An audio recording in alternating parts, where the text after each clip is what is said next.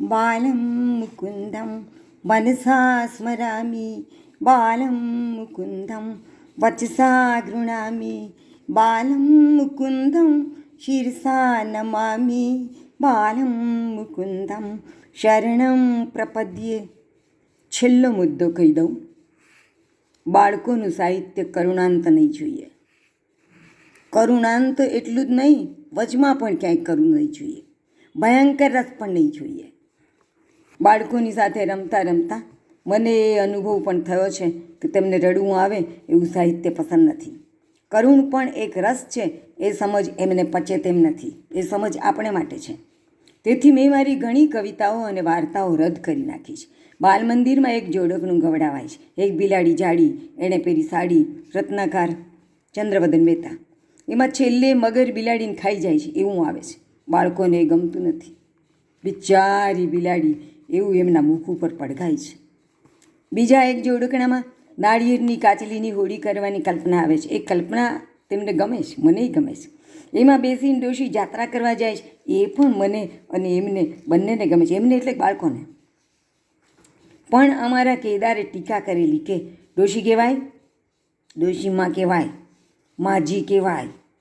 આ જોડકનું કોનું છે ખબર નહીં, પણ છેલ્લે એમાં હોળી ઊંધી વળી જાય છે અને ડોશી ડૂબી જાય છે. એ અંત પણ કેદારને નહોતો ગમતો. હોળી ઊંધી વળી જાય અને ડૂબી જતા ડોશીમાના બે પગ ઊંચા રહી ગયેલા દેખાતા હોય એવું આ ચિત્રવાળું પાનું તે ઝડપથી ફેરવી નાખતો હતો. કહેતો હતો કે મને આપણા દાદીમાં ડૂબી જતા હોય ને એવું લાગે છે. શ્રવણની વાર્તા પણ એને ગમતી નહોતી. છાતીમાં તીર ખૂંચી ગયું હોય અને લોહી નીકળતું હોય એવું શ્રવણનું ચિત્ર નીકળે ત્યારે તે એની ઉપર હાથ ઢાંકી દેતો હતો. 11-12 વર્ષના પુત્ર પુત્રીઓને શ્રવણની માતૃભક્તિ પિતૃભક્તિ શીખવવી જોઈએ.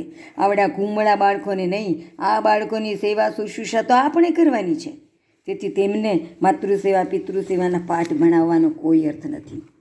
ચક્કી ચકો અને ખીચડીની વાર્તામાં પોતાને કૂવામાંથી કાઢનાર ગોવારણીને, કોઈ વાર્તામાં વાંદરાને, કોઈક વાર્તામાં એમ છે ગોવારણીને ચકો ખીર ખવડાવવાને બદલે એને ધગધગાવેલા પાટલા ઉપર બેસાડીને દજાડી દેશે. એથી ગોવારણી ઊભી થઈ જઈને ખીર ન ખાધી હું તો દાજી, ખીર ન ખાધી હું તો દાજી એમ બોલવા લાગે છે. કેટલાક વિદ્વાનો દલીલ કરે છે કે છેલ્લા જોડકણાનો લય એવો છે કે બાળકો ન્યાય અન્યાયનો વિચાર કરવા બેસતા નથી, પણ આ લયમાં તણાઈ જાય છે. મને આ દલીલ ગળે ઉતરતી નથી. વાર્તા ગીજુભાઈની હોય એટલે એને છાવરવી જોઈએ એવું નહીં કાંઈ. બાળકોના સાહિત્યમાં કપટને, અંધૃતને જીવતું કદી નહીં દેખાડવું જોઈએ.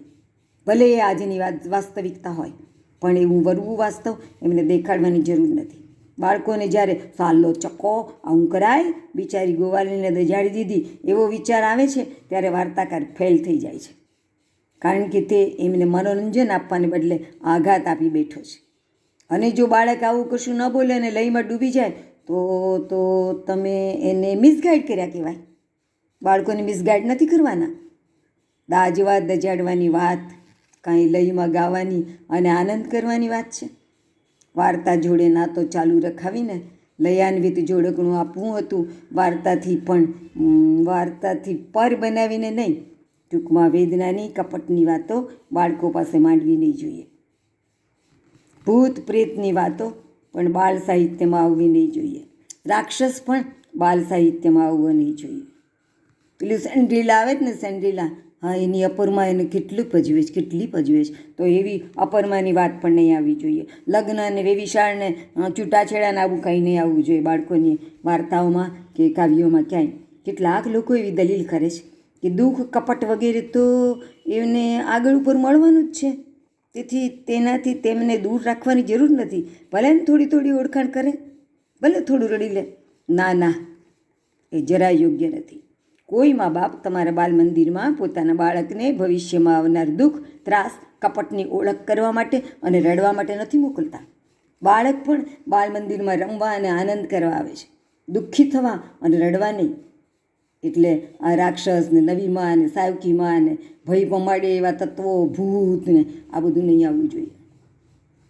તો આવી બધી નિયમાવલીઓ મને બાળકો સાથે અનુભવમાંથી સાંપડી છે અને તેનો ખ્યાલ રાખીને હું ગીતો અને વાર્તાઓ લખું છું.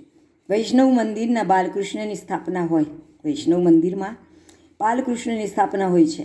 એમને માટે દાળ શાક બને છે તે તમે ચાખ્યા છે? એમાં મરચું જરાય નથી હોતું. બાલકૃષ્ણને કાંઈ મરચું ખવડાવાય? બસ એમ જ બાલકાવ્યોમાં બોધ ન દેવાય, કપટની જીત થતી ન દેખાડાય, વેદનાની વાત ન કરાય, ભૂત પ્રેત વગેરેની ભયપ્રદ વાતો ન કરાય, રાક્ષસ પણ ન લવાય. તો આ બધાનો ખ્યાલ રાખીને લખું છું અને બાળકોની સ્વીકૃતિની મોહર ન મળે ત્યાં સુધી લખ ભૂંસ કરું છું. માટે જ મારા બાળકો એમ ગાય છે કે ફૈવાને ફૈવાને ફૈવાને લખી લખી ભૂંસવાની ટેવ, ફરી વળી ભૂસી ભૂસી લખવાની ટેવ, ફૈવાને લખી લખી ભૂંસવાની ટેવ, ફરી વળી ભૂસી ભૂસી લખવાની ટેવ. જય શ્રી કૃષ્ણ.